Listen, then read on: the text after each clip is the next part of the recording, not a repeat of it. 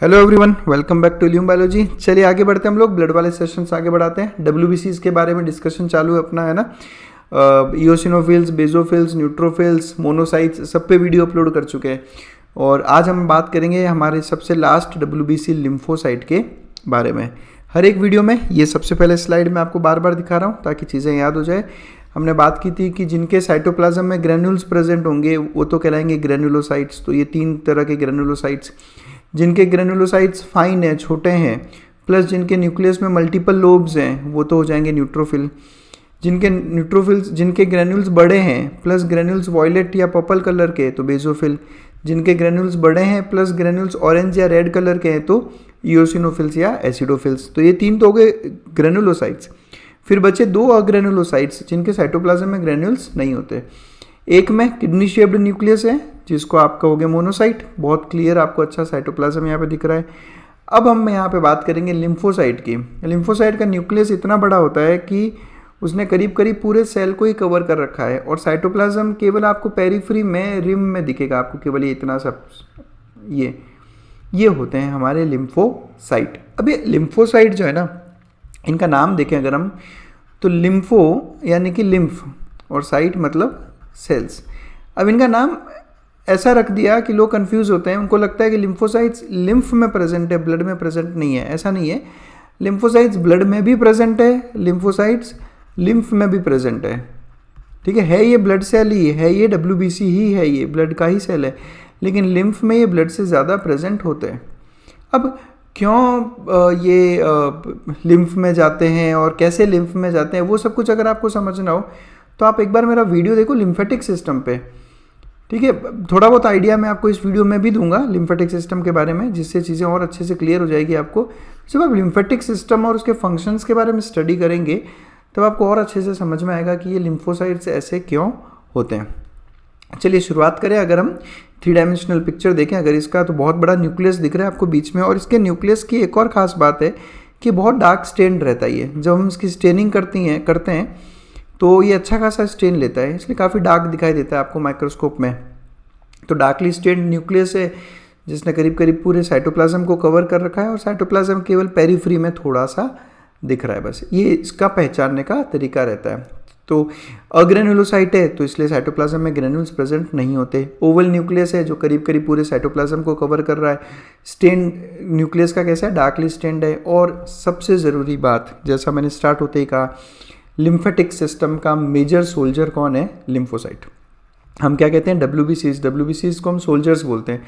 तो lymphatic system जो है उसमें मेजर सोल्जर लिम्फोसाइट्स ही होते हैं। अब एक ज़रा सा आपको आइडिया देता हूँ कि बेसिकली डिफेंस में कैसे काम करता है लिम्फेटिक सिस्टम। देखो, आप सबको पता होगा कि जब ब्लड कैपिलरी से ब्लड फ्लो होता है, ब्लड कैपिलरीज से जब ब्लड फ्लो होता है तो कैपिलरी में पोर्स प्रेजेंट होते हैं। उन पोर्स के थ्रू प्लाज्मा का भी कुछ कंपोनेंट बाहर आएगा ही आएगा, ये फ्लूइड बाहर आएगा।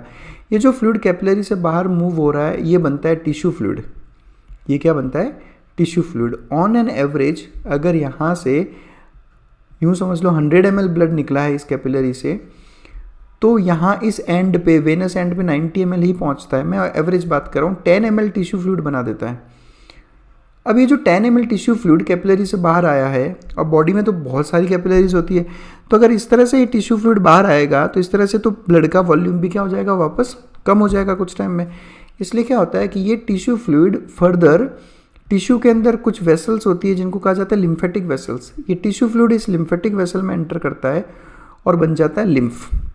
क्या बन गया, लिम्फ। यानी ब्लड से बना टिश्यू फ्लूइड, टिश्यू फ्लूइड से बना लिम्फ। अब ये लिम्फ देखो आप, ये लिम्फ लिम्फेटिक वेसल्स में रहता है, ये सारा लिम्फेटिक वेसल्स है, ये लिम्फ कैपिलरीज है टिश्यू के अंदर।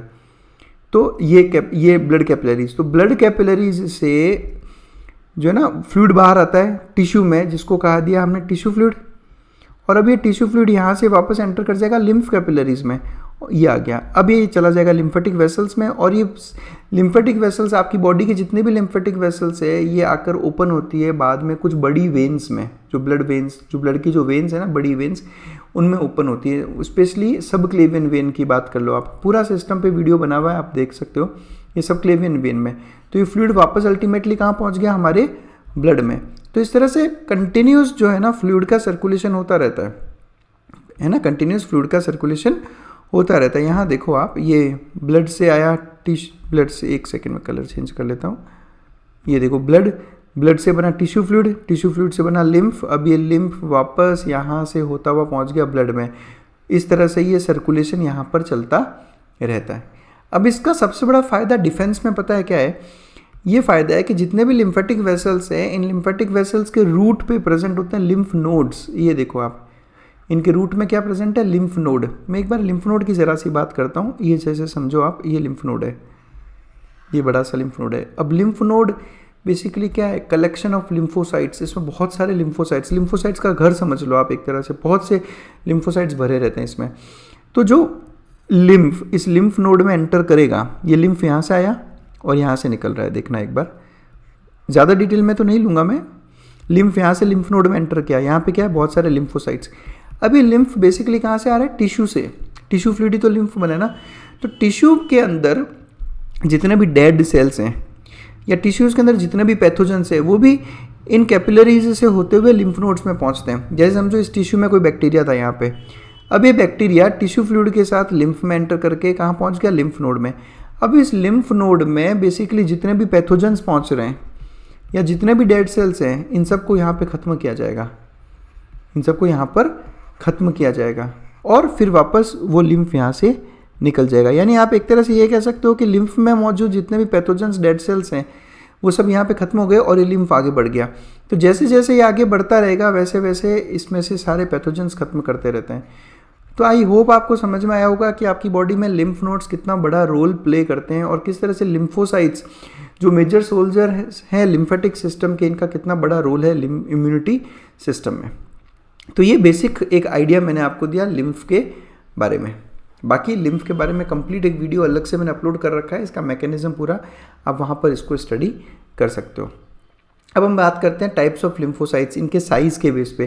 तो देखो लिम्फोसाइट्स दो तरह के होते हैं, स्मॉल लिम्फोसाइट और लार्ज लिम्फोसाइट। ये इनके साइज़ के हिसाब से, स्मॉल लिम्फोसाइट्स साइज़ में छोटे होते हैं तो 6 से 9 माइक्रोन्स, और लार्ज लिम्फोसाइट्स 10 से 14 माइक्रोन्स यानी माइक्रोमीटर साइज़ में रहते हैं। अब लिम्फोसाइट जितना बड़ा होगा उसमें साइटोप्लाज्म उतना क्लियर दिखेगा। आप ये देखो स्मॉल लिम्फोसाइट, मैंने क्या कहा, लिम्फोसाइट का न्यूक्लियस काफ़ी बड़ा रहता है। तो जब न्यूक्लियस बड़ा रहता है तो करीब करीब पूरे साइटोप्लाज्म को कवर कर रखा है। अब अगर लिम्फोसाइट खुद छोटा है तो इसमें साइटोप्लाज्म बहुत कम दिखेगा, और लिम्फोसाइट बड़ा है तो उसमें साइटोप्लाज्म थोड़ा ज़्यादा दिखेगा। तो आप इसके साइटोप्लाज्म के बेस पे, इनके साइज़ के बेस पे आप डिफ्रेंशिएट कर सकते हो इन दोनों के बीच में।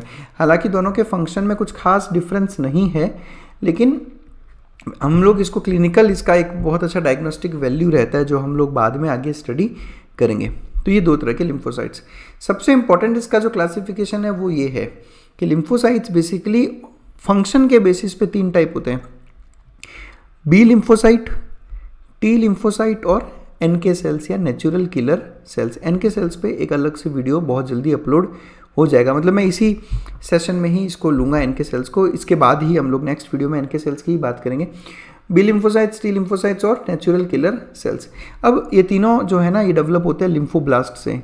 अब लिम्फोब्लास्ट क्या है, कहाँ से आया, ये सब कुछ हमने डिस्कस किया था, आपको याद हो तो हीमेटोपोइसिस में। हमने हीमेटोपोइसिस में ये सारी चीज़ें ऑलरेडी डिस्कस कर रखी है, तो आप वहाँ जाकर एक बार अच्छे से समझें, आपको वहाँ पे समझ में आ जाएगा। तो ये लिम्फोब्लास्ट से ही बी लिम्फोसाइट, टी लिम्फोसाइट और एनके सेल्स का फॉर्मेशन होता है। अब इनमें जो सबसे बड़ा डिफरेंस है वो इनके फंक्शनिंग पे।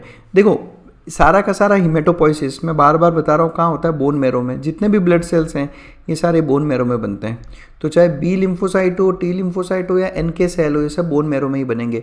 लेकिन बी लिम्फोसाइट और टी लिम्फोसाइट में जो फ़र्क है वो है इनके प्रोसेसिंग पे, यानी फॉर्मेशन तो बोन मैरो में हो गया, लेकिन प्रोसेसिंग के लिए ये इनमें डिफरेंस है। टी लिम्फोसाइट्स को टी लिम्फोसाइट इसलिए कहते हैं क्योंकि ये बोन मैरो में बनने के बाद जाता है थाइमस में। थाइमस आपको पता है एक ग्लैंड होती है, अभी लेंगे हम थाइमस के बारे में भी बात करेंगे थोड़ा सा। थाइमस नाम की ग्लैंड में पहुंचते हैं जहां पर एक हार्मोन रिलीज होता है थाइमोसिन। ये थाइमोसिन रिस्पॉन्सिबल है for the maturation and for the processing of T lymphocytes, इसलिए इनको टी लिम्फोसाइट कहा जाता है। जबकि बी लिम्फोसाइट बोन मैरो में ही बनता है और बोन मैरो में ही प्रोसेसिंग होती है। अब बी से बोन मैरो याद करने के लिए, लेकिन इसको बी लिम्फोसाइट बोन मैरो के हिसाब से नहीं कहते। ये सिर्फ मैं आपको याद करने का तरीका बता रहा हूँ। बी लिम्फोसाइट्स का प्रोसेसिंग भी बोन मैरो में ही होता है, इसलिए आप इसको याद कर सकते हो। बाकी अदरवाइज बी लिम्फोसाइट को बी लिम्फोसाइट क्यों कहते हैं, हम थोड़ी देर में यहाँ पे इसका भी एक्सप्लेनेशन देंगे आपको। तो इनका प्रोसेसिंग अलग अलग है, इसलिए इनके नाम अलग अलग है, तो इसलिए इनका काम भी अलग अलग हो जाएगा। टी लिम्फोसाइट्स थाइमस में और बी लिम्फोसाइट्स बोन मैरो में ही प्रोसेस किए जाते हैं। अब अगर बात करेंगे फंक्शन की, तो नेचुरल किलर सेल के फंक्शन तो हम अलग से पूरा वीडियो है उसमें देखेंगे, ठीक है ना। आप NK सेल का वीडियो देखना, उसमें आपको पूरा समझ में आ जाएगा, बहुत इंपॉर्टेंट रोल प्ले करता है ये। और बी लिम्फोसाइट की अगर हम बात करें तो बी लिम्फोसाइट्स का बेसिक फंक्शन जो है वो है कि ये आपकी बॉडी में ह्यूमोरल इम्यूनिटी डेवलप करता है। अब ह्यूमोरल इम्यूनिटी क्या होती है? ह्यूमोरल इम्यूनिटी ऐसी इम्यूनिटी जो एंटीबॉडी के द्वारा की जाती है, इसलिए इसको एंटीबॉडी मीडिएटेड इम्यूनिटी कहा जाता है। आपने पढ़ा होगा types of immunoglobulins IgG, IgA, IgM, IgD और IgE। तो ये सारी अलग अलग टाइप की एंटीबॉडीज़ हैं। तो इन एंटीबॉडीज़ द्वारा जो इम्यूनिटी होती है उसको कहा जाता है ह्यूमोरल इम्यूनिटी या एंटीबॉडी मीडिएटेड इम्यूनिटी, जो बी लिम्फोसाइट्स द्वारा डेवलप की जाती है।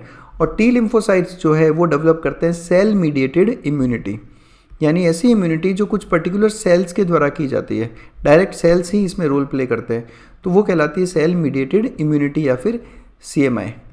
अगर पता हो तो आप कमेंट सेक्शन में आके मुझे बताओ कि ह्यूमोरल इम्यूनिटी का ऐसा नाम क्यों रखा गया है, why it is called as humoral immunity. इसका भी एक लॉजिक है, और इम्यूनिटी पे मैंने ऑलरेडी पूरा लेक्चर्स अपलोड कर रखे हैं। इम्यूनिटी पे भी बहुत अच्छे लेक्चर्स हैं, आप वो देख सकते हो अगर आपको इन सब के बारे में जानना हो तो मेन डिफरेंस क्या है कि T cells cell mediated immunity develop करते हैं और बी लिम्फोसाइट्स ह्यूमोरल इम्यूनिटी या एंटीबॉडी मीडिएटेड इम्यूनिटी। तो ये इनका बेसिक जो है वो डिफरेंस रहता है।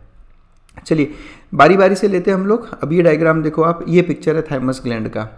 आपके चेस्ट रीजन में दो लंग्स के बीच में यहाँ पर आपको एक 2 लोब्स की ग्लैंड दिखती है जिसको कहा जाता है थाइमस ग्लैंड। और ये थाइमस ग्लैंड एक हार्मोन बनाती है जिसका नाम है थाइमोसिन। बोन मैरो में बनने के बाद में जो टी लिम्फोसाइट्स हैं, टी सेल्स, ये यहाँ से थाइमस में पहुँचते हैं और थाइमस में आने के बाद में इनका मैच्योरेशन या प्रोसेसिंग की जाती है, इसीलिए इनको टी सेल्स या टी लिम्फोसाइट्स कहा जाता है। और इनकी जो प्रोसेसिंग होती है वो मोस्टली होती है जस्ट बिफोर बर्थ और फ्यू मंथ्स आफ्टर बर्थ, यानी बर्थ से थोड़ा सा पहला और बर्थ के होने के कुछ महीनों बाद तक। इसलिए आप देखना थाइमस जो रहता है विद एज धीरे धीरे छोटा होता जाता है।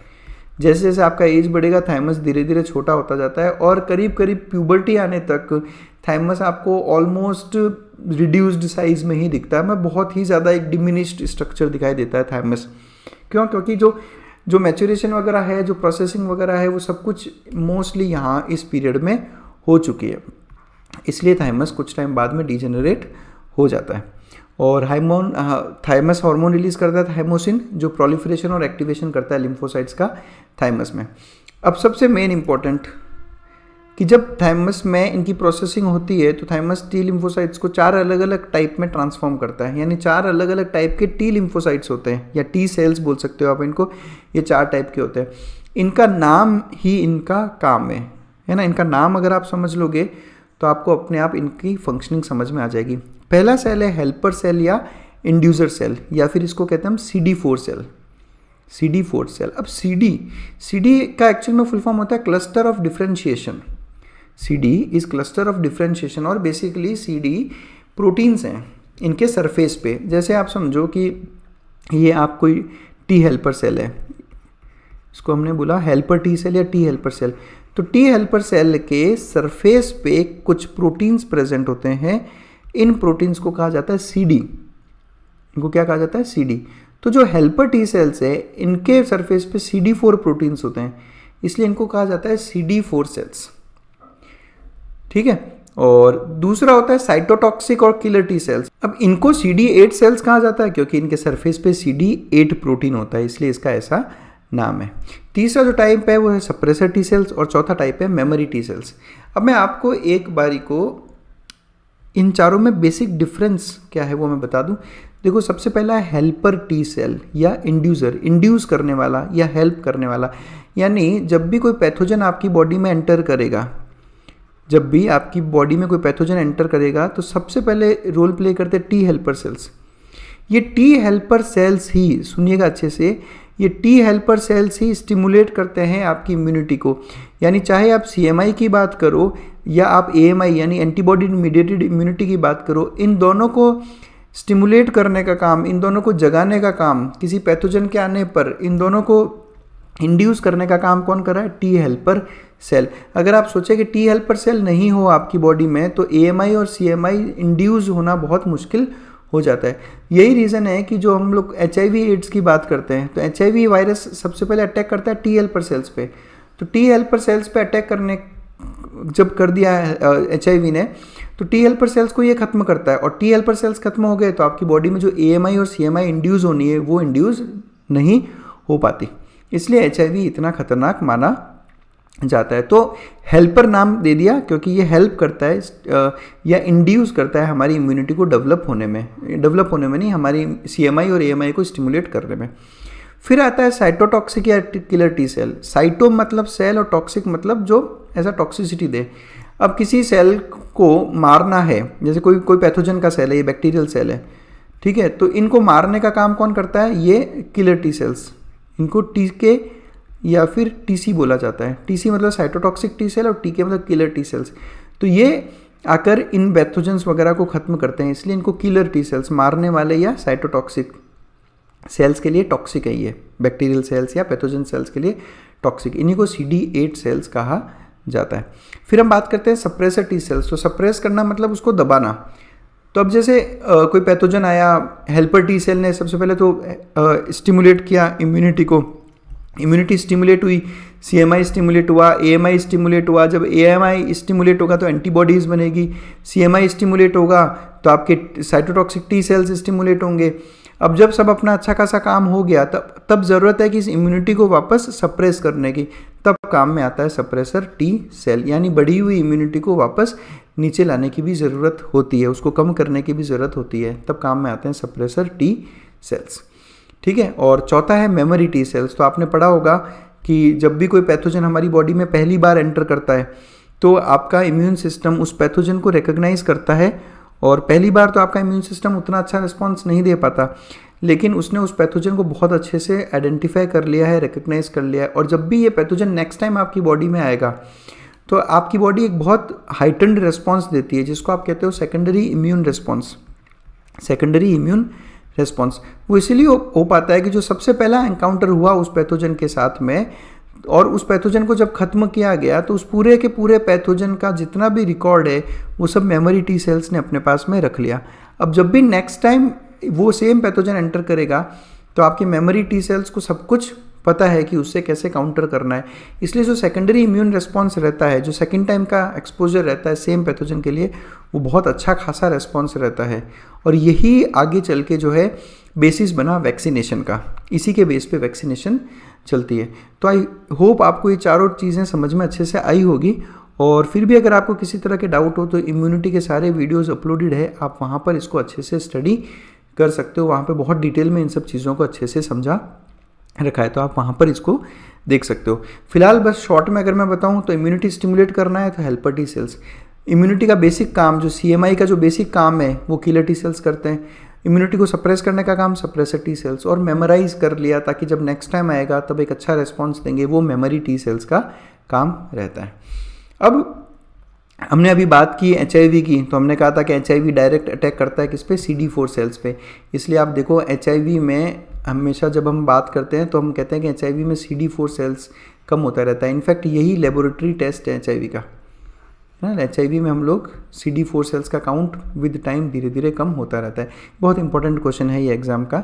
यहाँ पे मैं आपका ना कन्फ्यूजन दूर कर दूँ, मैंने लिखा यहाँ पे किलर टी सेल्स। क्या लिखा? Killer T cells. अब देखो ये जो किलर टी सेल्स है TK, और जो मैं दूसरा नाम ले रहा हूँ नेचुरल किलर सेल्स, ये दोनों सेम नहीं होते, ये ध्यान रखना है आपने। नेचुरल किलर सेल्स और किलर टी सेल्स ये दोनों अलग अलग है। किलर टी सेल एक टाइप का T लिम्फोसाइट है और नेचुरल किलर सेल एक टाइप का लिम्फोसाइट है। समझो, लिम्फोसाइट के 3 टाइप है, T लिम्फोसाइट, B लिम्फोसाइट और नेचुरल किलर सेल।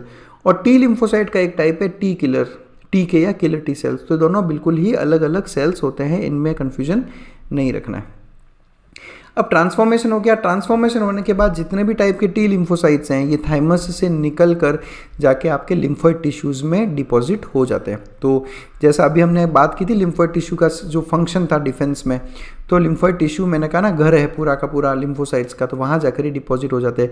फिर चाहे आप लिम्फ नोड्स की बात करो या स्प्लिन की बात करो, बोन मैरो की बात करो या जीआई ट्रैक्ट, जीआई ट्रैक्ट मतलब गैस्ट्रो इंटेस्टाइनल ट्रैक्ट। अब गैस्ट्रो इंटेस्टाइनल ट्रैक्ट कैसे, तो अगर आपको याद हो तो जब आपने लिम्फोइड टिश्यू पढ़ा था, हमारा इम्यूनिटी वाले चैप्टर में हमने पढ़ा रखा है आपको पूरा लिम्फोइड टिश्यू प्राइमरी सेकेंडरी सारा, उसमें हमने बात की थी म्यूकोजा एसोसिएटेड लिम्फोइड टिश्यू की। आप ये नहीं सोचें कि ये नीट यूजी में नहीं आता, ये सब कुछ आपकी क्लास 12th एनसीईआरटी में भी दे रखा है। म्यूकोजा एसोसिएटेड लिम्फोइड टिश्यू जिसे माल्ट कहा जाता है, यानी आपकी म्यूकोजा में भी काफ़ी जगह पे आपको लिम्फोइड टिश्यू देखने को मिलेगा, माल्ट कहते हैं इसको। इनफैक्ट आपकी बॉडी का 50% जो लिम्फोइड टिश्यू है वो म्यूकोजा एसोसिएटेड लिम्फोइड टिश्यू ही है। म्यूकोजा गट यानी जीआई ट्रैक्ट में भी प्रेजेंट होता है और वहाँ पर उसका प्रॉपर नेम है गट एसोसिएटेड लिम्फोइड टिश्यू, जिसे गाल्ट कहा जाता है। गाल्ट एक तरह का माल्ट ही है, इसलिए इन्होंने यहाँ पे ऐसा लिखा कि जीआई ट्रैक्ट में भी लिम्फोइड टिश्यू प्रेजेंट होता है। तो ये वहाँ पर इस तरह से ये काम करते हैं। तो ये थे सारे के सारे टी लिम्फोसाइट्स। अब जैसा कि हमने हर वीडियो में बात की थी कि कौन से लिम्फोसाइट किस तरह के जो है केमिकल्स रिलीज़ करते हैं, तो यहाँ पे भी हम लोग बात करते हैं। तो बात करता हूँ पहले टी लिम्फोसाइट्स की। तो टी लिम्फोसाइट्स अगेन देखो बहुत इंपॉर्टेंट, कितने सारे इंटरल्यूकिन्स 2, 4, 5, मतलब जो हम हर वीडियो में बात करें ना इंटरल्यूकिन्स की, है ना, हमने न्यूट्रोफिल्स में देखा, मोनोसाइट्स में देखा कि इंटरल्यूकिन्स रिलीज़ करते हैं। अब मैं बार बार देखो हर वीडियो में तो नहीं बताऊंगा कि इंटरल्यूकिन्स क्या है, इंटरल्यूकिन्स पे अलग से वीडियो है, आप वहाँ पे देख सकते हो। यहाँ पे कौन कौन से इंटरल्यूकिन्स रिलीज़ कर रहे हैं, 2, 4 और 5। और ये इंटरल्यूकिन्स क्या क्या करते हैं, इन्फ्लामेटरी रिस्पॉन्स को बढ़ाना, इन्वेडिंग माइक्रो ऑर्गेनिज्म जो पैथोजेंस आपकी बॉडी में एंटर कर रहे हैं उनको डिस्ट्रॉय करना, और टी सेल्स को एक्टिवेट करना। ये देख रहे हो आप टी सेल्स का एक्टिवेशन, IL-2, IL-4 और IL-5। फिर उसके अलावा आता है गामा इंटरफेरॉन्स। अब आप सबको पता ही होगा इंटरफेरॉन्स क्या होते हैं, IFN। तो उसमें से एक गामा इंटरफेरॉन जो है वो टी लिम्फोसाइट से रिलीज होता है, और ये गामा इंटरफेरॉन क्या करता है, ये साइटोटॉक्सिक जो सेल्स हैं यानी TC सेल्स हैं उनका फेगोसाइटिक एक्शन को स्टिमुलेट करता है ये। उसके अलावा मैक्रोफेजीज और जो नेचुरल किलर सेल्स, इन ये सब फेगोसाइटिक सेल्स हैं। साइटोटॉक्सिक सेल्स यानी TC सेल्स, मैक्रोफेजीज और नेचुरल किलर सेल्स, इन सबके फेगोसाइटिक एक्शन को स्टिमुलेट करता है गामा इंटरफेरॉन। इसलिए गामा इंटरफेरॉन बहुत ही ज़्यादा इंपॉर्टेंट है। अब देखो चाहे मैं इंटरफेरॉन की बात करूँ या इंटरल्यूकिन्स की बात करूँ, ये दोनों आते हैं साइटोकाइंस की कैटेगरी में। साइटोकाइंस पे अलग से एक पूरा वीडियो है, वहाँ पे आप देख सकते हैं, बहुत अच्छे से मैंने सब कुछ वहाँ पर एक्सप्लेन किया है। फिर हम बात करते हैं लाइसोसोमल एंजाइम्स की। तो बिल्कुल हमने लाइसोसोम्स के बारे में भी पढ़ा है कि सेल्स के अंदर कुछ ऑर्गेनल्स होते हैं जिनको कहते हैं लाइसोसोम्स, और ये लाइसोसोम्स फेगोसाइटोसिस में बहुत इंपॉर्टेंट रोल प्ले करते हैं। तो जो बेसिकली जो फेगोसाइटोसिस होता है किसी पैथोजन का, तो उस फेगोसाइटोसिस के बाद में उन पैथोजन्स को खत्म करने का काम इन्हीं लाइसोसोमल एंजाइम्स का रहता है। तो टी लिम्फोसाइट्स में आप देख लो कितने इंपॉर्टेंट जो हैं वो केमिकल्स हैं। साइटोकाइंस में interleukins, gamma interferon, lysosomal enzymes. उसके अलावा अगेन ट्यूमर नेक्रोसिस फैक्टर, ये भी एक तरह का क्या है, साइटोकाइन। ट्यूमर नेक्रोसिस फैक्टर क्या करता है, ट्यूमर को नेक्रोज करना यानी कि उसको डेड करना, खत्म करना, उसको इम्यून सिस्टम को एक्टिवेट करना और इन्फ्लेमेशन को प्रमोट करना। इन्फ्लेमेशन प्रमोट करता है ताकि इन्फ्लेमेशन हो, तो TNF कहते हैं इसको, ट्यूमर नेक्रोसिस फैक्टर। इसका मेन नाम इसीलिए रखा है ट्यूमर नेक्रोसिस फैक्टर क्योंकि ये एक ऐसा साइटोकाइन है जो ट्यूमर का नेक्रोसिस करता है ताकि ट्यूमर को ख़त्म किया जा सके। फिर आता है कीमोकाइंस। तो कीमोकाइंस नाम से ही समझ में आ रहा है, ये करेंगे कीमोटैक्सिस। नाउ कीमोटैक्सिस क्या होता है, तो वो हम ऑलरेडी बहुत बार हर वीडियो में डिस्कस कर चुके हैं, हमने न्यूट्रोफिल्स, मोनोसाइट्स सब में कीमोटैक्सिस डिस्कस किया है। तो ये सारे के सारे टी लिम्फोसाइट्स के बेसिक केमिकल सब्सटेंसेस, ठीक है। मैं केवल मेन ही लिए हैं मैंने ताकि आपको शॉर्ट में सब कुछ समझा सकूं। नेक्स्ट बात करते हैं हम बी लिम्फोसाइट्स। फॉर्मेशन भी बोन मैरो में और मैच्योरेशन भी बोन मैरो में। लेकिन अब सवाल आता है कि इसको बी लिम्फोसाइट नाम क्यों दिया गया, है ना। यहाँ पे कन्फ्यूजन है, बहुत से स्टूडेंट सोचते हैं कि बिकॉज ये बोन मैरो में प्रोसेस होता है इसलिए बी लिम्फोसाइट, तो ये इसका एग्जैक्ट रीज़न नहीं है। बी लिम्फोसाइट्स की सबसे पहले डिस्कवरी हुई थी बर्ड्स में, और बर्ड्स में एक लिम्फॉइड ऑर्गन होता है, क्लोएका मालूम होगा आपको। क्लोएका के पास में एक लिम्फॉइड ऑर्गन है जिसका नाम है बर्सा ऑफ फेब्रिशियस। इसी बर्सा के बी से ये बी लिम्फोसाइट कहलाते हैं क्योंकि सबसे पहले डिस्कवरी इनकी कहाँ हुई थी, बर्सा ऑफ फेब्रिशियस में। ठीक है, तो ये बर्ड्स और ये क्लोएका वाला एरिया यहाँ होता है क्लोएका। इसी क्लोएका के पास में एक lymphoid organ bursa of Fabricius, जहाँ पे हमने सबसे पहले बी लिम्फोसाइट्स की डिस्कवरी की थी। मैमल्स में बर्सा ऑफ फैब्रिशियस नहीं होता, तो इनका जो प्रोसेसिंग होता है वो बोन मैरो में ही होता है, तो यहीं से कुछ लोग इसको बी लिम्फोसाइट्स कह लेते हैं, जबकि उसका एग्जैक्ट रीज़न कुछ दूसरा है, बर्सा वाला इसका रीज़न है। और फीटल लाइफ में इसकी प्रोसेसिंग जो है लीवर में होती है, ये डिफरेंस आ जाता है कि फीटल लाइफ में तो इसकी प्रोसेसिंग लीवर कर रहा है, लेकिन एडल्ट में इसकी प्रोसेसिंग फिर बोन मैरो द्वारा की जाती है। अब जैसे कि टी लिम्फोसाइट्स प्रोसेसिंग के वक्त 4 टाइप्स में डिफ्रेंशिएट हो गए, ट्रांसफॉर्म हो गए, इसी तरह से बी लिम्फोसाइट्स भी 2 अलग अलग टाइप में ट्रांसफॉर्म हो जाते हैं। पहला है plasma cells. Now this is very important, NEET UG हो नीट पीजी हो, ये क्वेश्चन रहता ही रहता है। प्लाज्मा सेल एक टाइप का बी लिम्फोसाइट है जो एंटीबॉडीज़ का प्रोडक्शन करता है ना। एक बार एग्जाम में हमने जैसे स्टूडेंट्स को बताया कि बी लिम्फोसाइट्स जो है वो एंटीबॉडीज़ का प्रोडक्शन करते हैं, क्योंकि बी लिम्फोसाइट्स ही एंटीबॉडी मीडिएटेड इम्यूनिटी बनाते हैं। और एग्जाम में ऑप्शन में था प्लाज्मा सेल, तो बहुत से बच्चे इसको करके नहीं आए। क्यों? क्योंकि उन्हें ये नहीं पता था कि प्लाज्मा सेल एक टाइप का बी लिम्फोसाइट ही है। अगर उनको ये पता होता कि प्लाज्मा सेल एक टाइप का बी लिम्फोसाइट ही है तो वो आंसर गलत कर ही नहीं पाते। तो इसलिए कंसेप्ट बहुत ज़रूरी रहते हैं। और एक तो हो गया प्लाज्मा सेल जो मेन काम करता है इसका एंटीबॉडीज़ का प्रोडक्शन, और दूसरा है मेमोरी बी सेल्स। और मेमोरी बी सेल्स का वही फंक्शन है जो वहाँ पे मेमोरी टी सेल्स का था, यानी सेकेंडरी इम्यून रिस्पॉन्स डेवलप करना। और अगेन ट्रांसफॉर्मेशन के बाद जितने भी बी लिम्फोसाइट्स है ये भी जो है जाकर स्टोर हो जाएंगे कहाँ पे, अलग अलग lymphoid tissues, lymph nodes, spleen, bone marrow और जीआई ट्रैक्ट में। अब हम ये सोच रहे होंगे कि सर टी लिम्फोसाइट्स में तो हमने हेल्पर सेल्स भी पढ़े जो स्टिमुलेट करेंगे, इम्यूनिटी को बढ़ाने का काम करेंगे, और इम्यूनिटी को सप्रेस करने वाले सप्रेसर सेल्स भी पढ़े। तो यहाँ पर ऐसा क्यों नहीं है, यहाँ पर ऐसा क्यों नहीं है? तो उसका भी मैं आपको रीज़न बता देता हूँ कि देखो हम यहाँ पर क्या कह रहे हैं कि इम्यूनिटी 2 तरह की होती है, CMI और AMI, सेल मीडिएटेड और एंटीबॉडी मीडिएटेड इम्यूनिटी, ये 2 टाइप की। CMI टी सेल्स की वजह से, AMI बी सेल्स की वजह से। लेकिन हेल्पर टी सेल्स CMI और AMI दोनों को ही स्टिमुलेट करते हैं। सप्रेसर टी सेल्स CMI और AMI दोनों को ही सप्रेस करते हैं। इसलिए हमने अलग से हेल्पर बी सेल्स या सप्रेसर बी सेल्स की हमें ज़रूरत नहीं है, क्योंकि हेल्पर टी सेल्स दोनों तरह की इम्यूनिटी को हेल्प करते हैं डेवलप करने में, और सप्रेसर टी सेल्स इन दोनों को ही सप्रेस करते हैं। इसलिए यहाँ पर अलग से ऐसा कुछ नहीं है, तो ये आपको ध्यान रखना है। ये कन्फ्यूजन नहीं रहना चाहिए ना। बहुत से स्टूडेंट्स ये सोचते हैं कि CMI केवल टी वाली इम्यूनिटी, यानी जो हेल्पर टी सेल्स है वो केवल CMI को बढ़ाते हैं, ऐसा नहीं है, ये दोनों पे ही काम करते हैं। फिर चलते हैं, जैसे टी लिम्फोसाइट्स में आपने केमिकल्स पढ़े, यहाँ पे भी हम बी लिम्फोसाइट्स में देखते हैं क्या क्या होते हैं। सबसे ज़रूरी तो बी लिम्फोसाइट्स के पास में इम्यूनोग्लोबुलिन्स यानी कि एंटीबॉडीज़, यही तो सारा खेल है। ये जितने भी आपने एंटीबॉडीज़ पढ़ी, IgG, IgA, IgM, IgD, IgE, ये सब कुछ क्या है? ये सब कुछ बी लिम्फोसाइट्स से ही डेवलप होते हैं, और ये सबसे इंपॉर्टेंट इसका क्वेश्चन है। एंटीबॉडीज़ का क्या काम है? मेन इनका काम है इन्वेडिंग ऑर्गेनिजम्स को ख़त्म करना। जितने भी इन्वेडिंग ऑर्गेनिजम्स हैं उन पे जितने भी एंटीजन्स हैं, उन एंटीजन्स को रिकग्नाइज करके ये एंटीबॉडीज़ उनके ख़त्म करती है। अब एंटीबॉडीज़ किस तरह से एंटीजन्स को ख़त्म करती है, एंटीबॉडीज़ के कितने टाइप हैं, कैसे इनका फंक्शन होता है, वो सब कुछ हमने इम्यूनिटी वाले वीडियोज़ में अपलोड कर रहे हैं। नेक्स्ट है ट्यूमर नेक्रोसिस फैक्टर, जो हमने अभी थोड़ी देर पहले पढ़े, TNF, ट्यूमर का नेक्रोसिस, इम्यून सिस्टम का एक्टिवेशन और इन्फ्लेमेटरी रिस्पॉन्स को बढ़ाना। कीमोकाइंस, कीमोटैक्सिस हम ऑलरेडी डिस्कस यहाँ पर कर चुके हैं। तो आई होप आप लोगों को ये वीडियो समझ में आया होगा लिम्फोसाइट्स का। और अच्छे से समझना है तो आप इम्यूनिटी पढ़ें, क्योंकि इम्यूनिटी का मेन बेसिस यही है। इसके अलावा आप लिम्फेटिक सिस्टम पढ़ें। फिर भी अगर आपको किसी तरह का कोई डाउट रहता है तो मुझे मेरे व्हाट्सएप नंबर पर कॉन्टैक्ट करें। आप कोई सजेशन हो आपके पास तो आप मुझे मेरे मेल ID, इंस्टाग्राम हैंडल पे, मेरे व्हाट्सएप नंबर पे मुझसे आप कॉन्टैक्ट कर सकते हो। तो बस that's it. Thanks a lot for watching us.